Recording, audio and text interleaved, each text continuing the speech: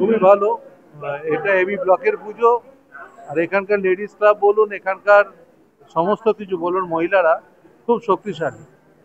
আর মাতৃশক্তি হচ্ছে সব থেকে বড় শক্তি আমাদের। আমরা মায়ের পুজো করি। এখানে পৌর প্রতিনিধি আছেন, রত্নাদি আছে, রত্না আছে, আমাদের মধ্যে সবাই আছে। এখানে ব্লকের মানুষরা আছেন। পুজো খুব ভালো হোক, পুজোর জন্য সবাইকে শুভেচ্ছা।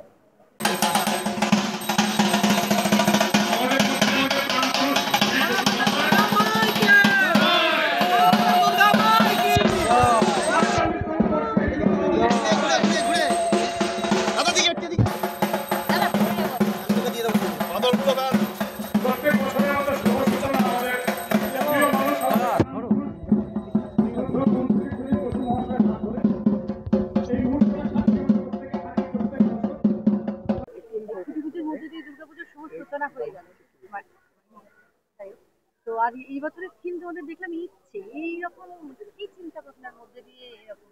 হ্যাঁ, ইচ্ছেটা হচ্ছে, ইচ্ছেটা সবার সবার আপনার আমার সবার মনের ভিতর ইচ্ছে সবার থাকে। ইচ্ছেটা বই প্রকাশ করব আমরা এবার থিমের মাধ্যমে। আর ইচ্ছেটা ভালো হতে পারে, খারাপও হতে পারে। আর আমরা সবাইকে এটাই বার্তা দেবো যে ভালো ইচ্ছেটাকে প্রকাশ করুন, খারাপ ইচ্ছেটাকে ফেলে দিন।